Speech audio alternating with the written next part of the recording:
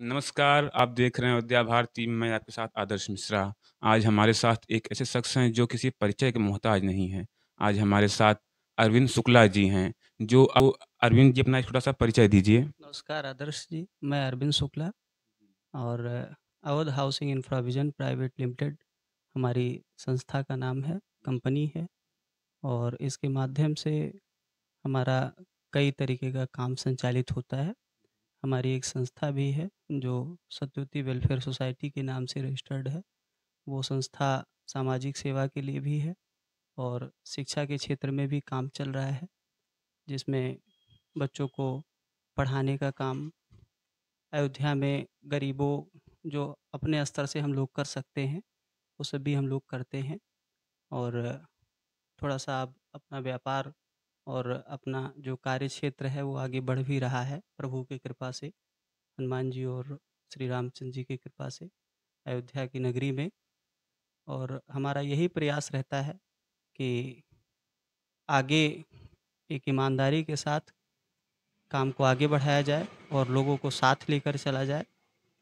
यही सच्ची निष्ठा के साथ आगे काम किया जा रहा है। संस्था में हमारे Awadh housing and provision private limited के अंतर्गत एक कंपनी के अंतर्गत हम लोग प्रॉपर्टी का भी काम करते हैं अयोध्या के अंदर। तो यही सब चल रहा है। अरविंद जी, अयोध्या आने वाले समय में एक हाईटेक सिटी होने जा रही है। जी, बिल्कुल। तो इसमें एक सामान्य व्यक्ति को अगर व्यापार करना चाहे तो उसकी उसके कौन-सा व्यापार कर सकता है?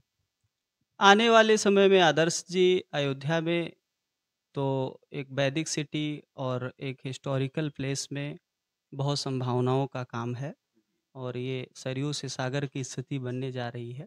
प्रधानमंत्री नरेंद्र मोदी जी और योगी आदित्यनाथ जी के इस अथक प्रयास से वैदिक सिटी का एक जो रूपरेखा तैयार किया जा रहा है, एक अयोध्या का जो मास्टर प्लान तैयार किया जा रहा है, एक बहुत ही विस्तार और बहुत ही विशाल तैयार किया जा रहा है।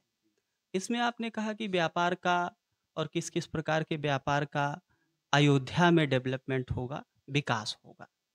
तो आज के समय में अयोध्या श्री रामचंद्र जन्मभूमि के नाम से तो विख्यात ही है और इसमें जो व्यापार की परिस्थिति है, इसमें पूजा पाठ से संबंधित, इसमें पूरे देश ही नहीं पूरे संसार के लोग आज के समय में अयोध्या में कि एक छोटा-सा आशियाना हो, हम भी अयोध्या श्री रामचंद्र जी की जन्मस्थली पर एक छोटा-सा घर हो, जहाँ के लिए कहावत भी कही गई है कि भगवान यहाँ के कण-कण में व्याप्त हैं, रग-रग में व्याप्त हैं, माँ सरयू की करती कल-कल की धारा।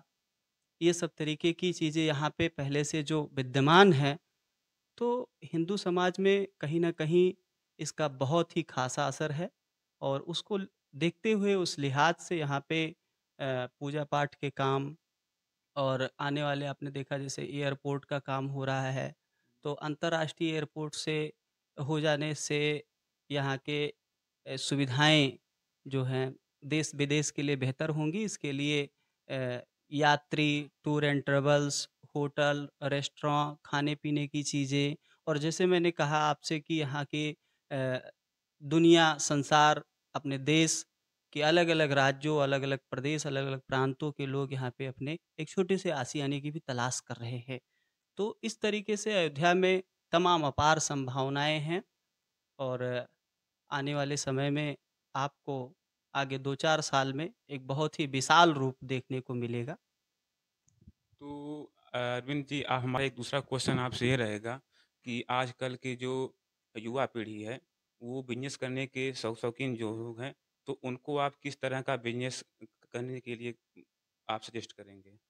आदर्श जी जैसे बिज़नेस युवा पीढ़ी करने के शौकीन की जहाँ तक बात रही, उसमें तमाम सारे तरीके के व्यापार हैं।